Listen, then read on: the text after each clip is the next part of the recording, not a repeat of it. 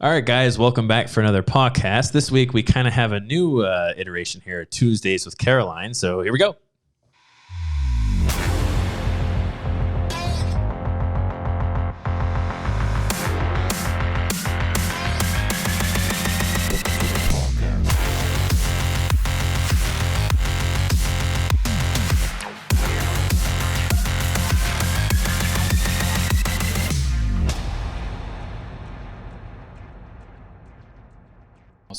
Now you go. Oh, okay.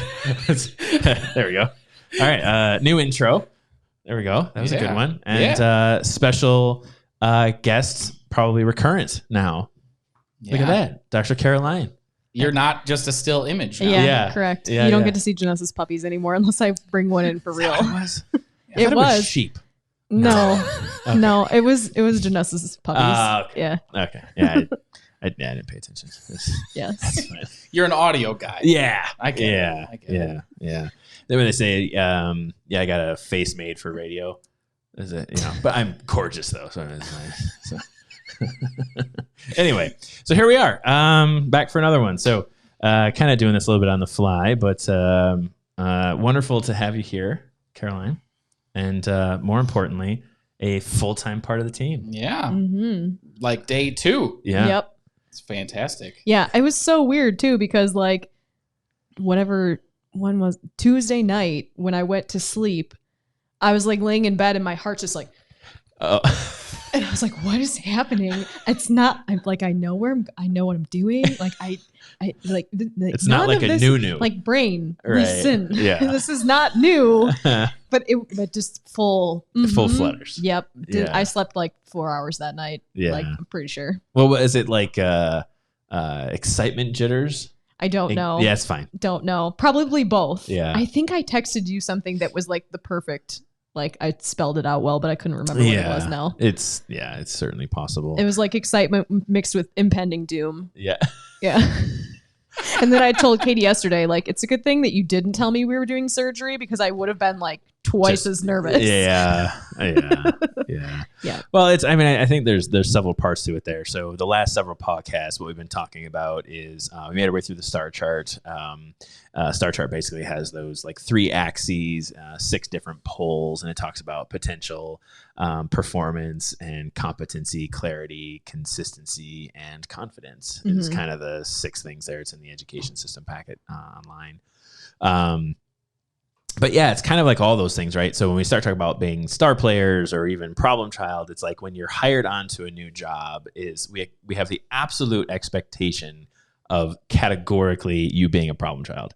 So problem child by definition is incredibly low performance, but high potential. Yeah. So the investment is in the potential. Yeah. So when you kind of look at how those axes turn, I think, to then say, well, this person may be more confident, but they're actually not very competent. So that kind of puts them at a little bit, we refer to as a role risk. Yeah. On the other side of that coin then is when you start to have really low confidence, but it's like, man, you can fucking do this job. Yeah. So that's cultural risk. I'm guessing ideally you want them to be like the same. Yeah. Ideally. Yeah. I mean, it is one of those where, I think, there's a lot of backstory. So I think regardless of how people come onto a new team, there's always some type of story that got them there at that time. Mm-hmm. So is this a first-year veterinary student, a graduate? So first-year graduate. So, what is their backstory? Well, probably not a ton of experience.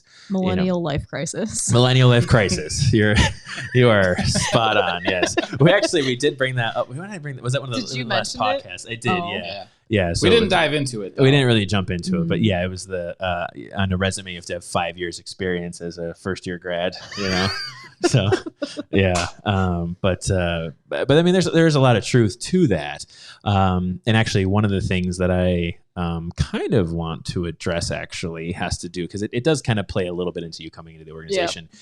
Is it's actually the question that we got from one of our viewers. Yeah, you got it there?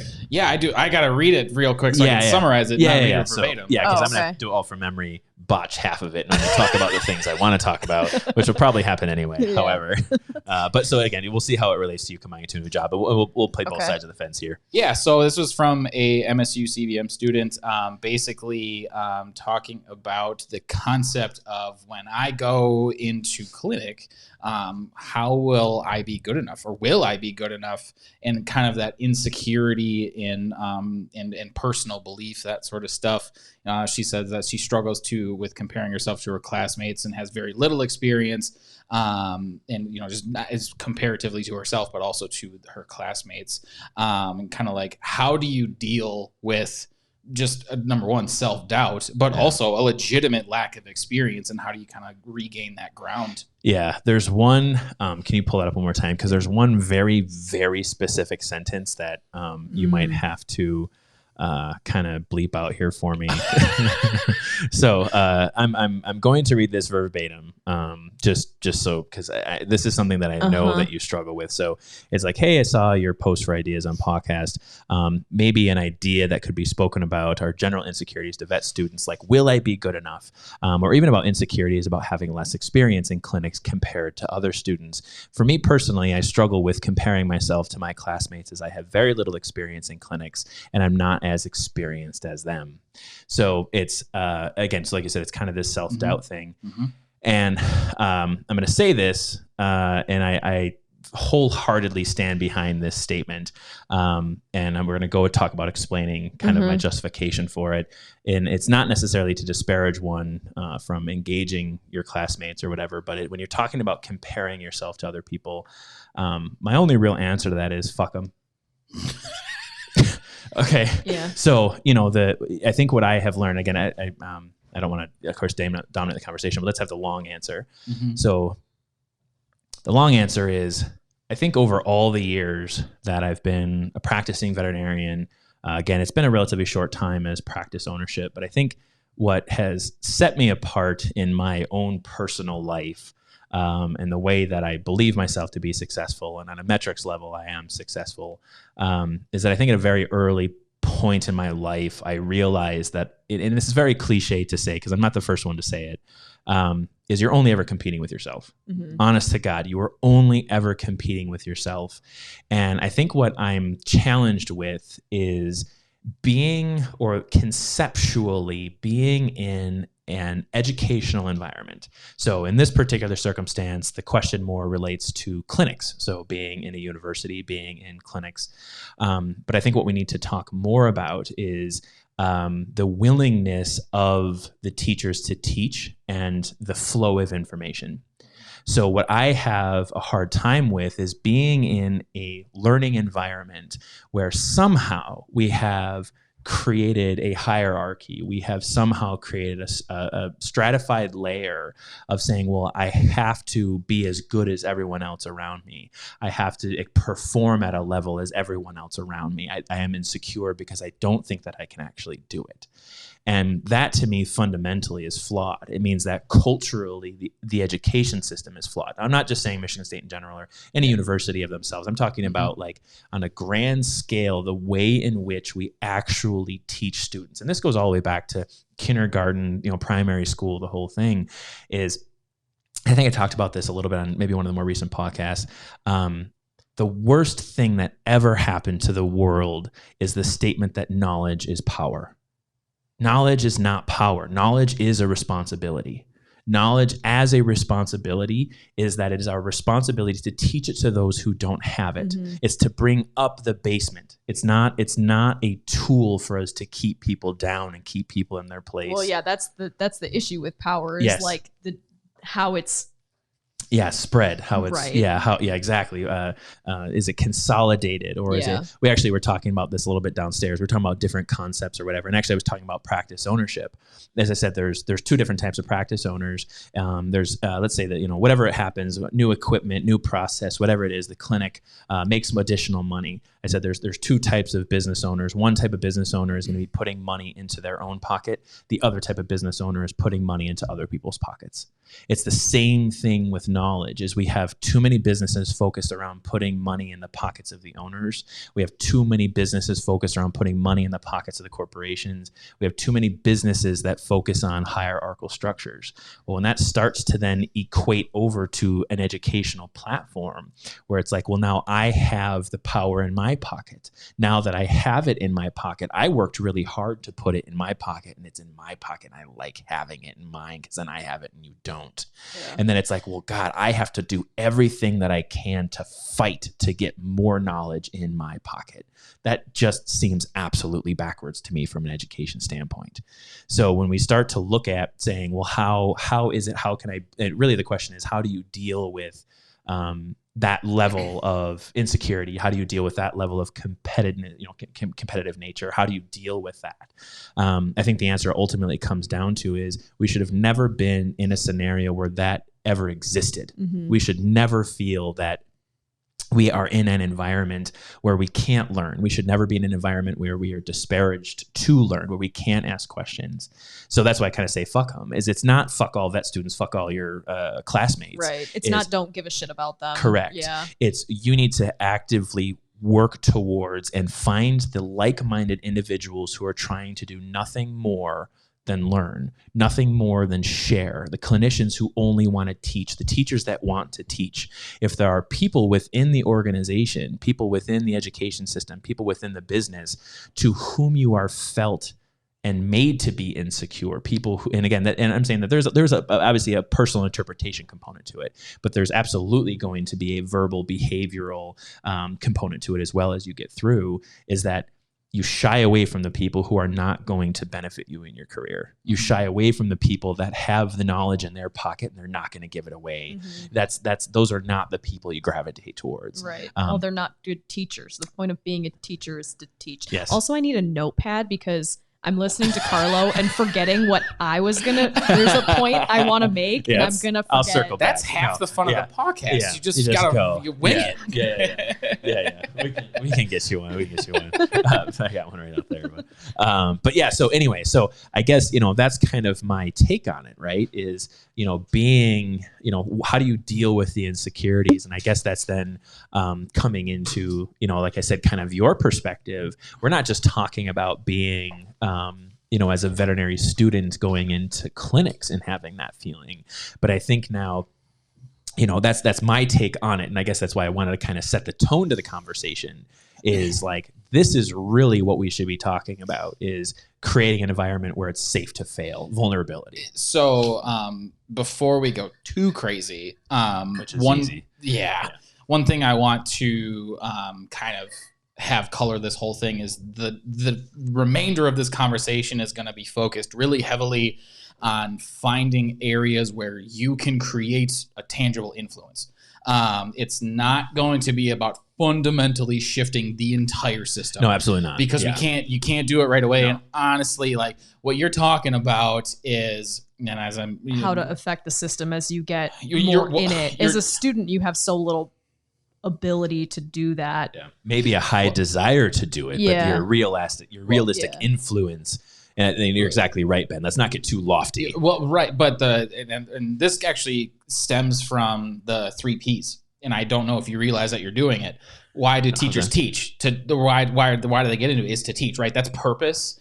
But what you're talking about is that there's been something, and to identify an individual or a group of variables that has pushed us away from purpose and into power is one that's extremely difficult, right? So like we don't even have a definition of the problem that has pushed the reason for which we teach away from purpose and into power, but we can identify variables that define that exists as a problem, right? But we're not going to fix that problem today. So then the next question is, okay, we acknowledge that that's a reality, that there is a system of variables that is essentially playing against my ability to learn. So how do I take power in what I can, take initiative essentially to create a solution to improve this scenario, right? Because I have self-doubt and I want to fix it, but I can't wait for that person to fundamentally shift the whole system so that I don't feel this self-doubt anymore. Right. It has to come from internally. Yeah. That's where it starts. And it takes, kind of groundbreakers and mountain movers, to get that fundamental transition in a big organization like a systemic change. Yeah. And to wait for systemic change is you're just waiting on a miracle at that point. Like you have to go out and make it. Yeah. Well, because what I was going to say is, I have this problem. Yeah. So I struggle with perfectionism and failure. And we've had the conversation multiple times of like, you have not failed in failing, which I realize you can't define a word by using the word, but like failure is something you should be comfortable with, because out of failure, you're going to learn something actually better. So like by failing is really the only way you can improve yourself. Yeah. It's all about mindset. Right. And so like shifting that on its head.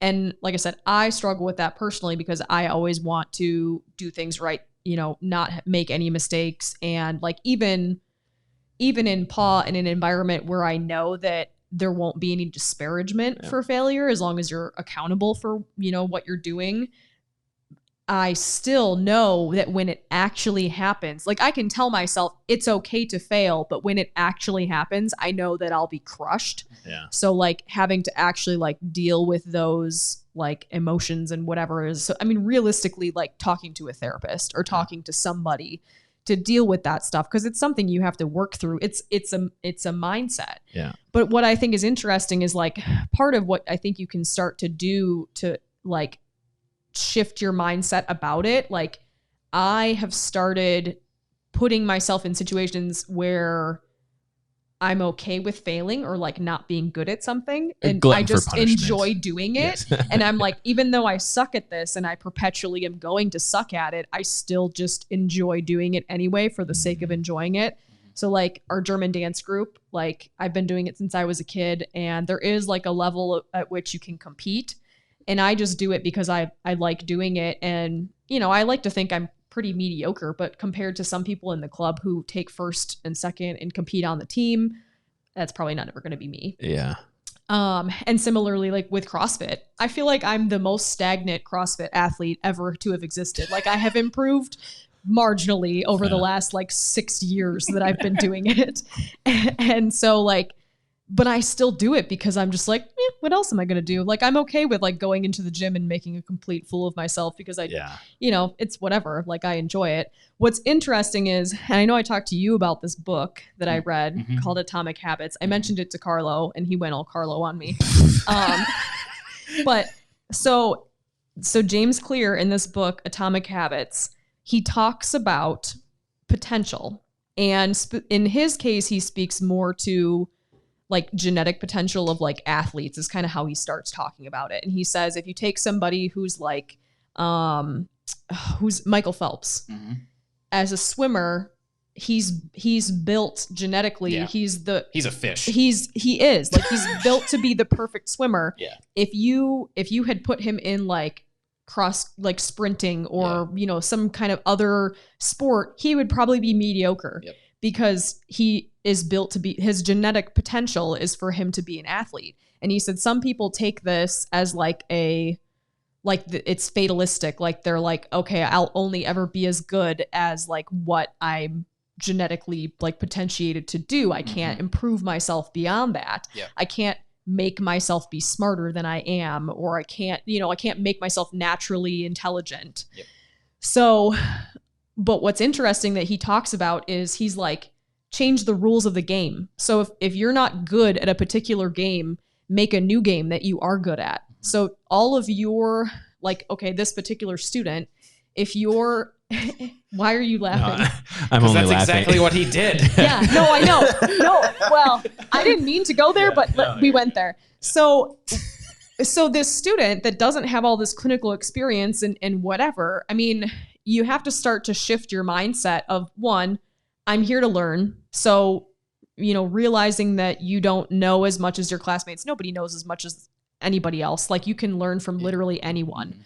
So taking that and accepting it and learning as much as you can, but also realizing that you have life experiences and you have other, you know, you didn't come from nothing. Attributes, yeah. Right. So like you use that to then build. So basically what he says is like, take the things that you are good at and like make yourself so specialized that you're now like the top of your category because like you have owned this little corner that no one else is an expert in. Yeah. Well, and I think naturally we do that anyways. Like there's a propensity for us to kind of, I don't know if exalt ourselves in a direction or whatever that the wording is, but that's social hierarchy. Like that's how we position ourselves among the people that we are around, that we only really show, or, you know, we posture ourselves in the best way that we can. Yeah. So what you see is the absolute best that someone can put out into the world. Like everybody's Instagram filtered at this point. Yeah.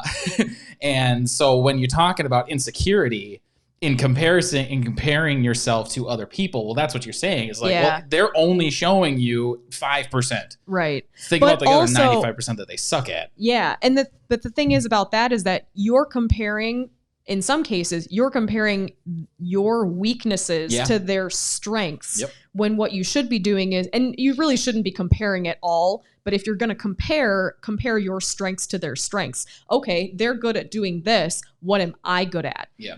You shouldn't be, the benchmark shouldn't be what can someone else do? I mean, yeah, if you want to get better at something, it's good to have benchmarks and that kind of thing. Mm-hmm. But like, as far as measuring yourself, there's something that we always say in the gym about like, you measure yourself against yourself yesterday. Mm-hmm. Yeah. Well, and it's so what all of those examples basically lead towards what we've talked about in the last several podcasts have been a growth mindset. Mm-hmm. So it's a matter of how are you actually acquiring success? Are you acquiring success through consistency? Are you acquiring success through your performance? Or through your competency? There's all these different ways for you to get through success. But it's when you look at, again, these last couple of podcasts where we've been talking about creating accountability and collaboration. And I think that's kind of where my brain naturally goes is, you know, said, so I just, you know, be better than yesterday, right? So the plan with CrossFit, right? Be better than yesterday. You know, the mindset is growth. It may not, you said over 6 years, I have barely any growth, but as long as I'm just a little bit better than I was last time, it's still in the process of growth. I might not be the best CrossFitter there is. I mean, I always used to make a joke that I've been training for a triathlon for the last 15 years. And I've been training in my brain. Like I'm absolutely training for, because everyone says a mental game. Well, I'm just training. Yeah, just the mental aspect. Right. So it's just this idea again of being of growth mindset, where again, the way in which we should, like you said, comparing ourselves or things that regard is what you want to do is gravitate towards those other people who also have growth mindsets. And I think that's what, like I said, kind of bringing the bottom up is being around other people with growth mindsets. All they want to do is see you succeed. That's I think one of our greatest stories here at PAW is that like we pretty much have a team who is not gunning for someone else to fail. If we do, those people usually are seen to the door in some way, shape, or form. Either we just continue to work on them with growth, we continue to work on unity, core value type stuff, or what have you. But that's ultimately what it is to say, well, you know, we're only in competition with ourselves and so on and so forth. You're right, it is a huge head game. But the idea is that we should only ever be focusing on how we can better ourselves and how we can better other individuals. And like you said, when you get into clinics or you get into a new job, and for all the people, all the listeners or whoever's out there who's looking at starting a new job or even you're a perfect example of it. Like, I mean, how long did you hem and haw on what your path is? I don't have one there yet. I'm okay with that. See, that was the key is that I was like, but what is my path? And finally I just embraced it and was like, I don't know. Yes. I'm just figuring shit out. There we go. And like, welcome to adulthood. Yeah. There. You know, so I mean, we have to. All right, so look at like your like quintessential vet student, right? So it's, you know, you go through primary school, you know, secondary school, you're into undergraduate. Everything is laid planned out. Okay, and that's where for me one of the issues I have with primary and secondary school is essentially the fact that we're trained in this antiquated system that is basically trying to create factory workers, and there's this whole thing. It doesn't matter. So anyway, you're talking about fundamental shifts. Yes, fundamental shifts. We can't talk about that right now. I understand. I'm trying to get past that. Anyway, so we have all these things laid out. We have a path laid out. We have a course laid out. But I always make the joke, like Like when you're in high school, one day before graduation, you have to ask to take a leak. One day graduation plus 1 day. What are you going to do with the rest of your life? You're like, fuck, I don't know. Do I need a pass to go to the bathroom anymore? Like, can I go out in the hallway? Can I go in the hallway? Is that, well, actually, no, now that you're graduated, you can't even come into school anymore. Okay. What's going on right now? And so it's the same thing, right? So you get through undergraduate and it's like, oh, well, now you high school student plus 1 day, now that you've learned you can pee on your own, how about make a career decision for the rest of your life? Right. Perfect. Now I'm going to make that career decision, get through undergraduate, which is still pretty much laid out for you. You have prerequisites, you have university requirements, and you kind of get, if you end up, getting your degree or going into higher education, of course, coming to PhDs, masters, of course, in our doctorates. And then it's the same thing. It's like, oh, well, I'm going to be a small animal vet one day. Okay, well, we kind of have some things we can teach you on that. I'm going to be a large animal vet. We have some things to teach you on that. And then you get out, and then nobody actually knows what they're doing. But then everyone puts up this facade that they know exactly what they're doing. And it's like, look at how successful my life is. And they're like, and you're like, oh yeah, your life is successful, but it's the same thing. It's still comparing ourselves to one another. It's just the next level and then the next level and the next level, and you die. So it's really a matter of saying and embracing that thing where it's like, yeah, actually, I don't really know what my path is, but I'm open to the idea of growth. I'm open to the idea of self-betterment.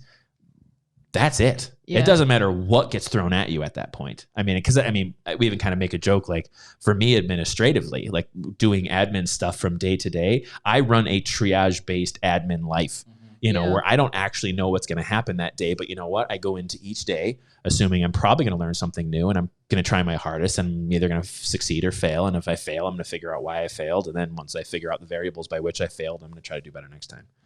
I'm going to read this to you. Yeah. Okay. Habits deliver numerous benefits, but the downside is that they can lock us into our previous patterns of thinking and acting, even when the world is shifting around us. Everything is impermanent. Life is constantly changing, so you need to periodically check in to see if your old habits and beliefs are still serving you. A lack of self-awareness is poison. Reflection and review is the antidote. Yes, absolutely. Yes.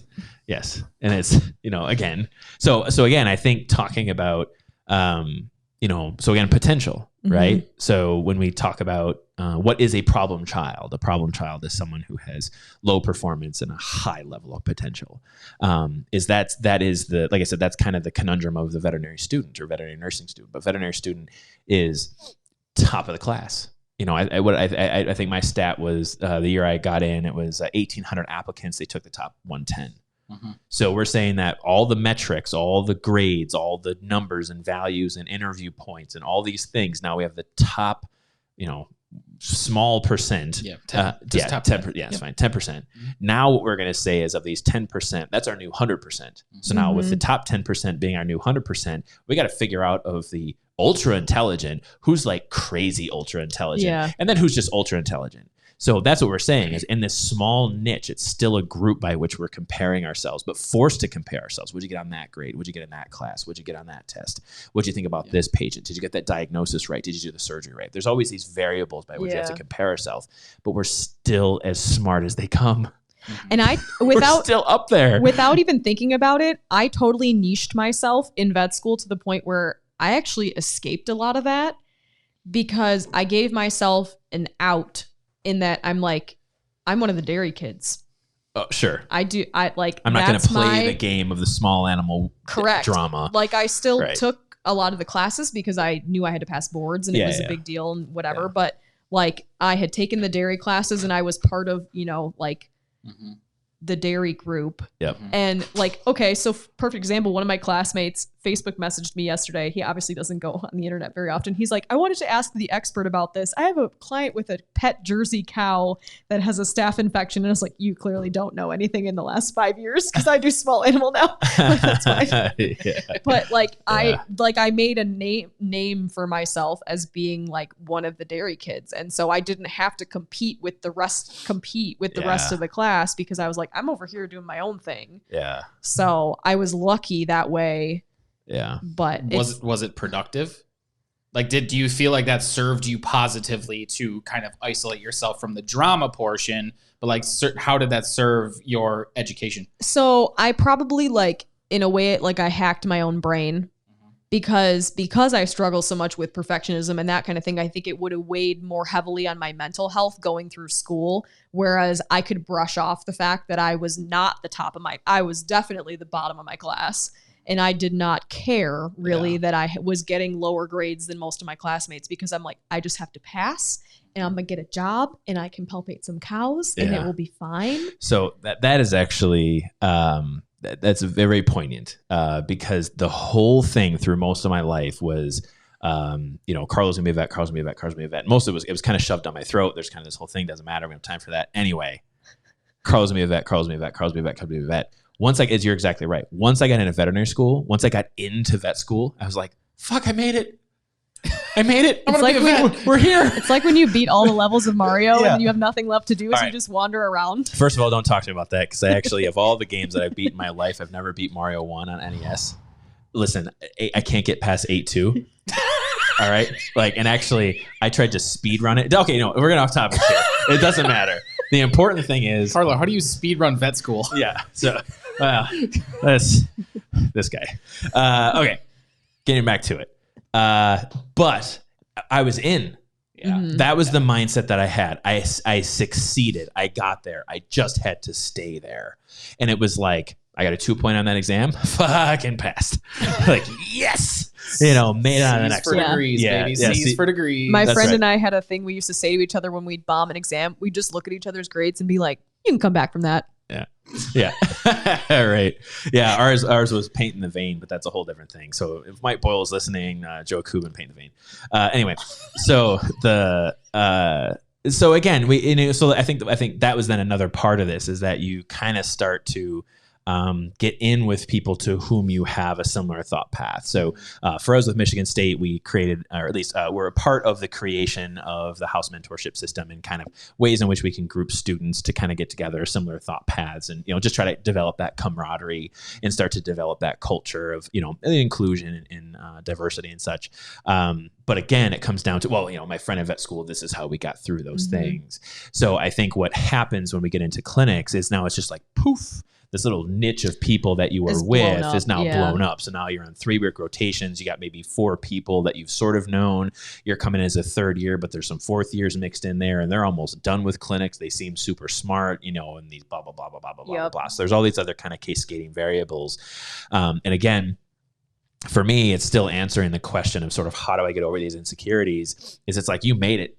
You made it, sweetheart. You got in. You are like a stone's throw from being a veterinarian. You're smart enough to get there. You're smart enough to do it. Just literally stand tall, hang your head high.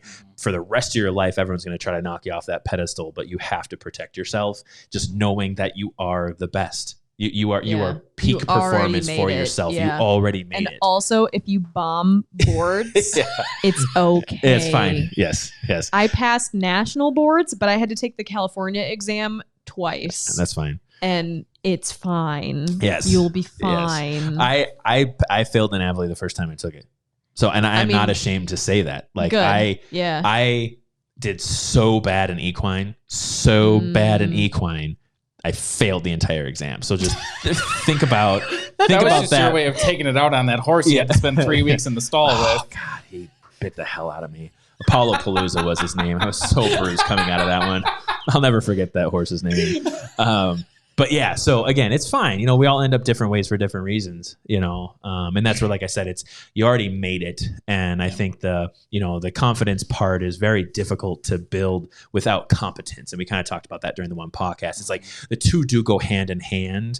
And I think when you are talking about confidence and competence, they can benefit each other, but they can also be very toxic for one another. Because if you have a lot of confidence and you start to do things wrong, or you start to perform low and you start to have questionable competency, it's going to really start to screw up your confidence. And it's the other way too, is that the more times you do things well, you're going to be able to take low confidence and make it high confidence. So it is that access is probably one of the most difficult things on our star chart to really overcome, especially when a big part of this is having a head game or being a head game. And that's where I usually I just lead in with high confidence, knowing that even if I I fail, it will not affect my confidence. It will give me the opportunity to improve my competence. So we have to be in an environment where we can learn. We have to be in an environment where there's people who are giving the knowledge out of their pockets as quickly as possible, as much as possible. So one thing that I just thought of, and I'm like, maybe I should try doing this. It ties back to the whole thing with the gym and me talking about how I haven't actually grown as a. Yeah. So. Because if Garrett Barna ever watches this, he's my CrossFit coach, and he has actually watched some of our podcasts in the past. But nice. He always gets frustrated with me when I say that, because he's like, "No, you have improved. You know you've improved. Stop saying that you are just mediocre." But the problem is that when it's such small things and they just like over time, this becomes the new normal, and so you don't necessarily realize that you are improving. So, I mean, I know one thing. So like at the gym, we keep track of like PRs and like things numbers, metrics that you like, oh yeah, I gained 5 pounds in a lift, whatever. But you could do that through vet school as well. And just like little victories of things that you've done. Like I did my first whatever today. I did, you know what I mean? Yeah, that's what leads to Ben Well, I was going to, first off, you got to be careful when setting those metrics. Because that's where you have to realize how you're setting your standard. Like, that's why you have a coach to help you set your standard. Yes. Well, yeah. Yeah. Like you absolutely like keep a record of how you're improving, but where are you starting? You know what I mean? Like because like if my fat ass were to go to a gym right now and say, you know what, I'm just going to put 2 plates on the bench press and I'm just going to hammer that out, I'm going to fail miserably. And then it's like you're going to disparage yourself out of the gym. Like, well, and that's the thing is you have to start at whatever your baseline is. Well, right. But how are you setting that? And when you're talking about being in an environment where you're in the upper echelon of intelligence, right? How do you safely set that standard? Right. It's very difficult to do.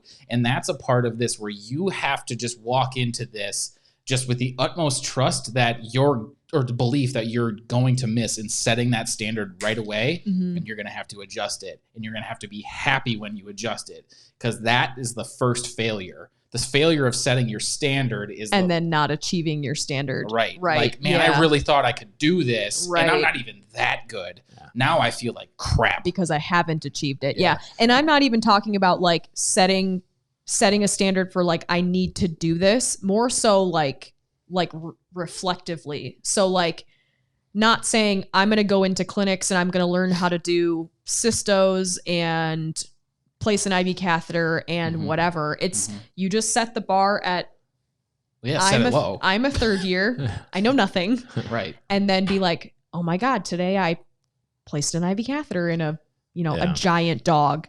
And then the next day it's a slightly smaller dog. And then, 2 weeks later, so I guess that's more the way that I would look at it, is like anything is a victory. So if I had the opportunity to run a educational environment, which our education system is Island of the Lost Boys. So what we have set here in PAW is our own education system set out a very, very specific way. Tier 1s, 2, 3, and 4, right? Tier 1 is, from a student standpoint, Tier 1 is essentially the shadow. It's the wallflower. Come in here, just take a look, see what you think. Tier 2 is coming on as an employee for 3 full months to just experience the job, experience the environment, experience the culture, and then coming into Tier 3 for students has to do university-driven, so on and so forth. But when we start to look at this type of a system as far as the expectation, that's what I was kind of saying, is your CrossFit coach says, oh my God, you have had such significant growth.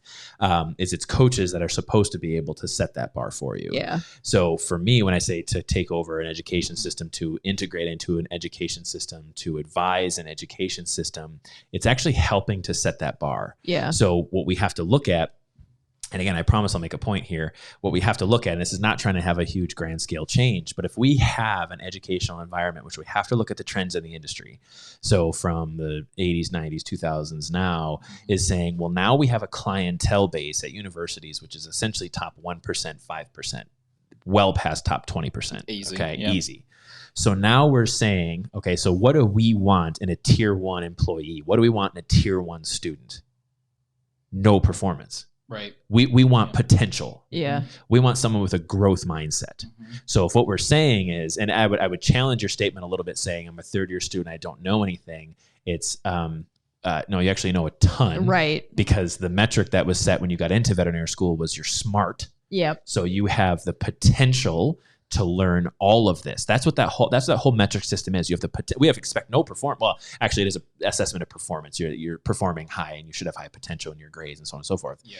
But if we look at it and saying you're coming into clinics with no performance, you've never done this job before, but you're smart and you have the potential to lead with that.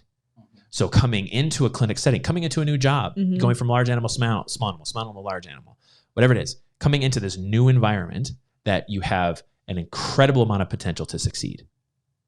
That's really how we should be looking at clinics. Don't feel like you have to go in and know everything. Don't feel like you have to go in and now perform. The purpose of clinics is to teach you clinics. Yes, to perform at a level that is the expectation of the top 1 to 5% of clientele in the region.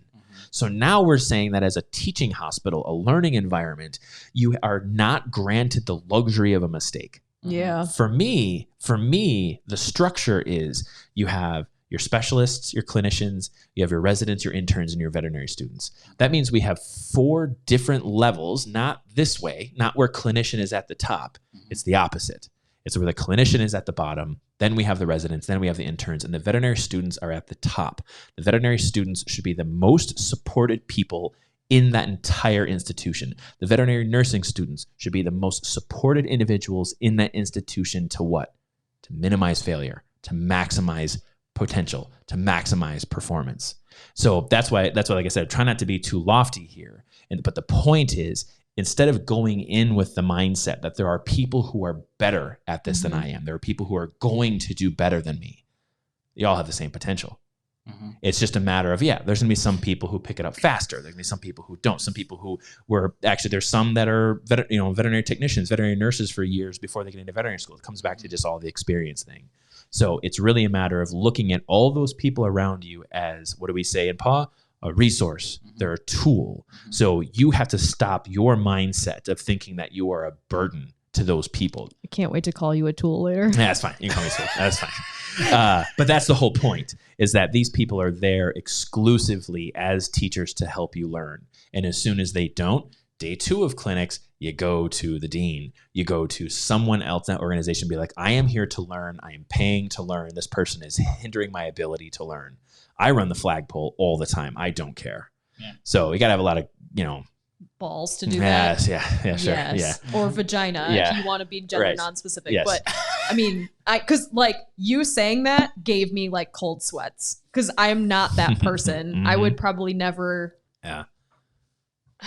But let me at least be the first to say it. Yeah. Let me at least get the mindset in there. And it's a matter of changing it over. And again, that's why I said it's all a mental game. You're only ever competing with yourself. What is your own limitations? I mean, it makes sense. You're paying them literally tens of thousands of dollars.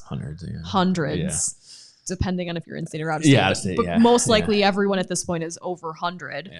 To get an education. So it makes sense that you should be able to go to that person and be like, I'm holding you accountable for the money that I'm paying you to actually teach me. And even I'm holding you accountable for giving me the resource. Yeah. That's what it is. Like I said, we can use debt is a really easy thing to twist, right? So it's just like, well, I'm paying you for this. I expect, to get a return on my investment. That's fine. You absolutely should.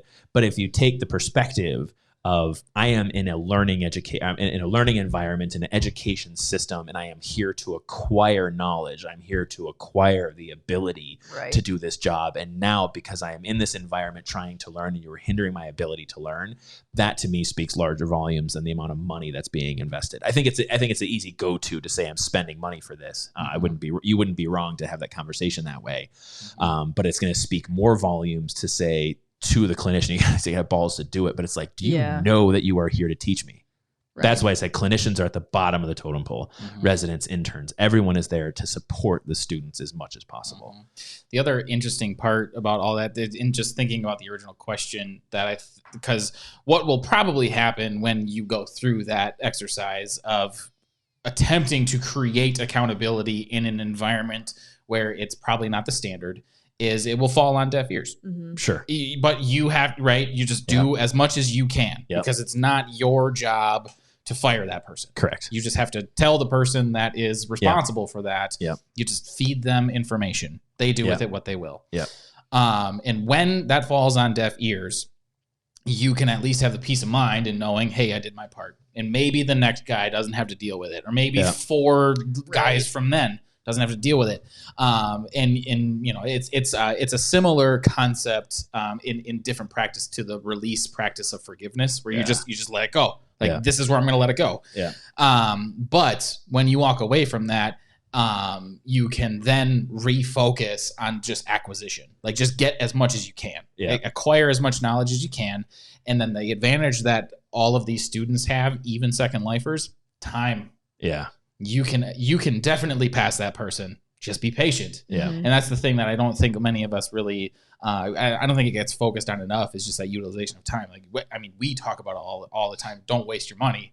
Or don't waste your money, but you can, but definitely don't waste your time. And I think that's, you know, when you talk about these students that are, most of them sub 30, I mean, that's the resource that you have. So the more that you can maximize that, and just knowing like I have a ton of time to get to that level and well beyond it. I personally find a lot of solace in that, because I believe that I'm terrible at a lot of things, but I'm at least 29. So at the very least, I'm not going to be terrible forever because I have time on my side. Well, and that was getting out of veterinary school. I mean, I got out at 23. So, I mean, that's the story of Paw Health. I mean, I had 7 years to get up to the point of where most of my classmates were high 20s. We kind of had an older class. But it's just that, you know, and you're exactly right. I think time is, oh my God, did we actually just work in J.G. Wentworth? It's my knowledge and I want it now. But no, I mean, you're exactly right. I mean, there is this kind of cultural thing where it's, if I don't have it now, then I'm never going to have it. Right. And that's what you're saying. And it's like you're literally there to spend this little bit of time to set yourself up for a lifetime of learning. Absolutely. Like no one graduates an expert, and I think that's probably like the fundamental flaw. At least now, I only went through undergrad, but I didn't know. It was in a completely different field, but I didn't graduate with that expectation. Like my expectation was, okay, now I kind of know something. Now I'm going to go actually learn something, where I think the expectation that is being set, whether it's by the education system or culturally or whatever, is when you have that white coat on and your name says doctor, you're an expert. When in reality, what's it called? Practice. Right. Well, there's 2 things, right? So one, there's a mixed message that you get as vet students. So you get the whole thing of, when you come out of vet school, you'll know the most that you'll ever know, because like did somebody actually say that? Yeah, like people, because they use it kind of like as an excuse that like, because you've been studying for boards, you have this comprehensive textbook knowledge that's like, over time you're going to forget a lot of the nuance of it. But why do you forget it? It's because you don't ever use it. It's not usable. Because you end up going into a more of a specialized field. So your knowledge goes from being very broad and shallow to like deeper and narrower. So it's not that your amount of knowledge changes, it's just like shifts. It tapers. Right. But so you get that message. And then there's also the whole thing of, like you were talking about from high school. It's like, I was never allowed to do anything before. I wasn't allowed to touch things without permission or give out any kind of medications, or like I put together a treatment plan, but then the clinician like completely trashed it and didn't do anything that I suggested. So to now you're making all the decisions. And you're like, am I allowed to pee by myself? Like it's the same conundrum. No, it is tough, you know, and I think there's a lot of different. I just can't get past the fact that they tell you that this is the smartest you'll ever be. Oh yeah. Like, no. Again, different setting. When I graduated college, I was an idiot. Yeah. Still am, but less so. Yeah. I've learned. I tell people all the time how dumb I am. Well, and like, think about you right after you graduated college. Yeah. He was probably an idiot. Yeah, still equally as good looking, but yeah. I mean, you're pretty. Yeah, thank you. We had a technician in vet school that would actually say that to you, like on ICU, if you messed something up like real bad, she'd be like, "You're pretty." Yeah, yeah. I was probably, I don't know if I was more or less arrogant then, but either way. But anyway, not to cut you off. So no, that was my whole point. I can't get past the fact that somebody would actually say that at any point in your life. Like, I think it's meant to be consoling. Like that's like not working. I know. No, I agree. And like I said, it's a mixed message because on one hand you have people telling you that, but then you also have like, yes, the perspective should be that you are now going to learn a shit ton of things that you're out of school. Yeah. And then also, what about the reality that most of the people that hear that are so overwhelmed with knowledge that they can't absorb, and now they're being told this is everything you're ever going to know, and now you really feel like a complete moron because it's like, man, this is the only shot I got, and I can't do this. I could I'm triggered. Yeah. So and I think one of the things, not of course just that they're solely my alma mater, but working with Michigan State, and I think one of the things that I like that's really happening at the administrative level, dean level, is that they're really focusing on these day one ready resources. And the fact that they really overturned how they're doing the didactic training, to really try to get more and more and more students, not to have necessarily this massive font. And then, over the first 10 years of their career, they're going to taper it down. It's really looking at, how do we fundamentally shift this system? Again, I think this fall, I think it's gonna be the second inaugural class, because I think this last one was their first one, at least trying out this new way of education. And I mean, I love that. I love the idea of just completely turning the system over. Because if you already know where you're at and the results you're getting with where you're at, and you don't like the results that you're getting from where you're at, then just totally botch it and try something completely different. Change is on the way. It was FDR that said, like, if it's not working, try something, and if that fails, try something else. Like, I could get the exact quote, but I was just watching House of Cards the other day and they referenced it. But, that's exactly what it is. Like, if you're not realizing the result that you want, why continue to do it? Like, don't get me wrong, there's definitely something to be said about fulfilling it 100%. Like, to adjust your plan without fully like giving it the real, like, I'm going to do this to the best of my ability. You could be jumping the gun. But one thing that I actually learned in sport was you practice enough to the point where when you're actually competing, you succeed enough that when it is not working, you adjust. Don't hesitate. Adjust. And we have a whole nother team against you that's going to make the adjustment first. Exactly. You got to stay ahead of the game. Nice. Sports quote. I know that one. I'm really bad with sports quotes, but I got that one. So I think kind of this initiative, this day one ready type initiative. I think one of the things actually when I was we were talking, had a lecture with the veterinary nursing program down there at Michigan State. The thing that I kind of said at a few different intervals, but I stand behind wholeheartedly, and I don't want to misquote the person, but I don't think it was Einstein. I don't remember who it was, but it was basically like the purpose of education is to teach a way of thinking. And that's where, for me, it's, to say, hey, we have this new style that they're doing didactic education on, that they're doing whole body systems at one time. That's teaching a way of thinking, and that's where, for me, that's why I said, again, coming back to the original question of security, insecurity, and so on and so forth, is like your tier one. You were in there really honestly to learn, kind of like shadow and learn the fundamentals and learn the way of thinking and learn how to move through it. And it's just critical thinking skills. It's problem solving. And it's not necessarily remembering, on this one case, they did this one thing. I got out of veterinary school and I had like 6 books that taught me how to be a veterinarian. I just read them cover to cover, cover to cover, cover to cover, and you learn the way of thinking. And even now, like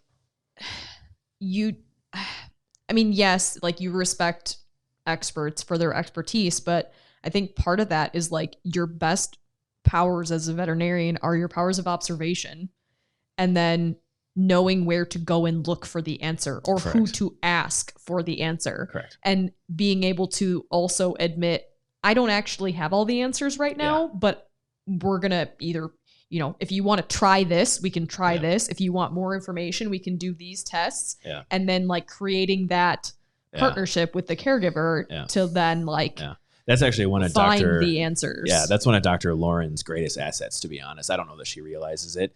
But I've even heard her in consultations with caregivers, just like through the wall or whatever. I'm typing up records or whatever. Well, I don't exactly know the answer to that question.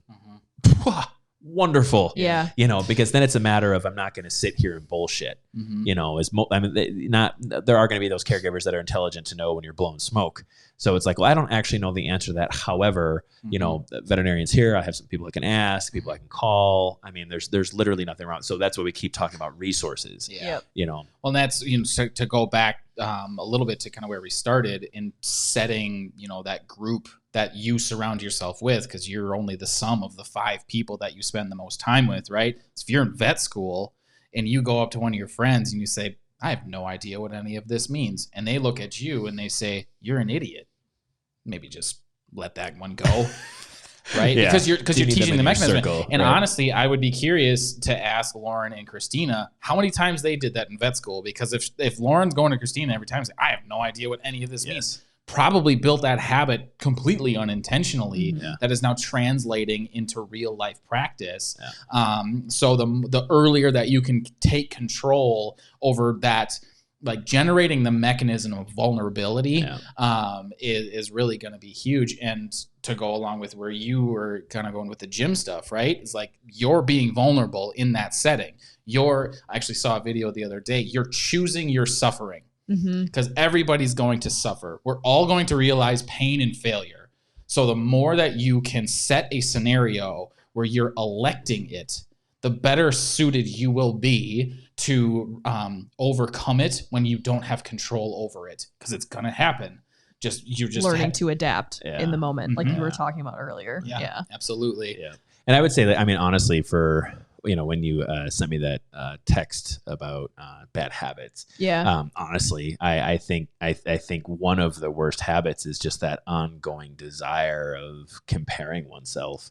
You know, I mean, it is a very, very difficult one to break, but it is like, I honestly, you saying just a few moments ago that you're like, I don't actually know what my path is. Yeah. I don't know if you realized how relaxed you look saying that. When I say it now and it sounds so casual, that was a big freaking deal for me to figure out. No, that's why I'm acknowledging it. Is I'm like I felt that from you. I was like, this is probably one of the first conversations I've had with Caroline where I didn't actually feel energy tenfold high, and I was just like, that's actually, that one feels warm. Yeah, that feels good, Caroline. Yeah. Go get it. Yeah. You know, and it's so that's why I kind of say, like, you know, it's a mental hurdle, and it's, you know, it's not about the other people, it's about you. You're only ever competing with yourself, and so on and so forth. Is I think it's all about individuality. I mean, there's maturity. I mean, there's all these sort of different things that are in there. But that, for you to say, I don't actually know what my path is probably going to be one of the single-handedly most liberating experiences of your life that will only lead to success throughout the rest of your life. Yeah. Yeah. So I could see that. So make an argument for that. So now let's go the opposite, because I mean, again, like I said, it's great to have your, you know, full-time and so on and so forth. Look at Caroline when I met her 4 years ago. You know, like look at the amount of time and energy that has gone into the last 4 years of that. Like, well, what if, and I was at this job, then I had to move to this area for this other job, and then they got bought corporate, and that corporate got bought corporate, and then for me, and I want to do this, and you know what I'm saying? So it was like all these things and all these variables for which, and I think what I saw in the last several years, I mean, correct me if I'm wrong here, is it was that desire to have absolute control over your path that was being decided by other people.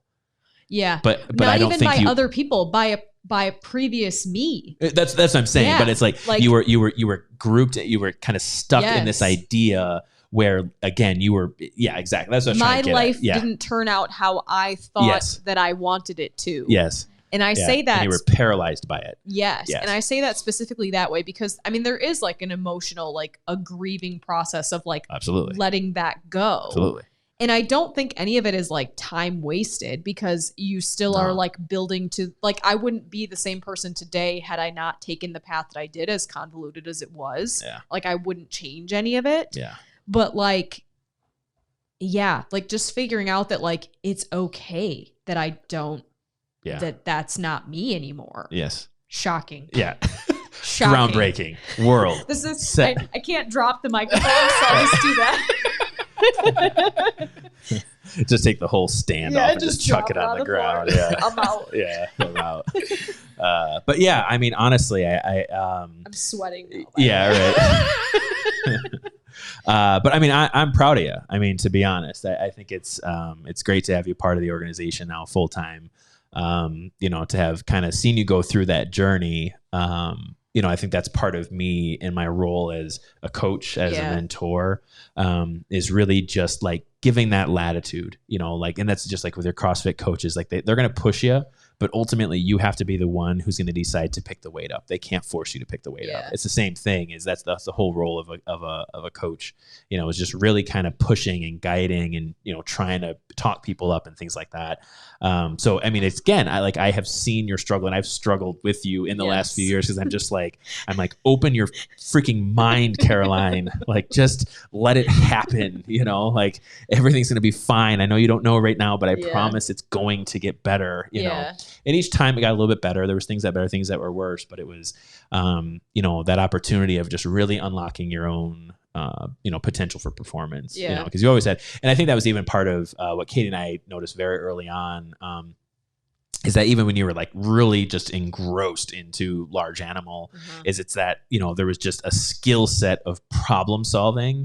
Like, you know, that really is what is your greatest asset is like really understanding the process, rather than understanding the content. So that's why, like I said, I don't think you realize how powerful it is that you now understand that the future is untold, but you have acquired the experience and the knowledge, and you now have that knowledge in your pocket to give it away to the next person. You know, and I'm very excited that we will have students. Because I actually really enjoy teaching students what I have to teach them. That's okay. Yeah.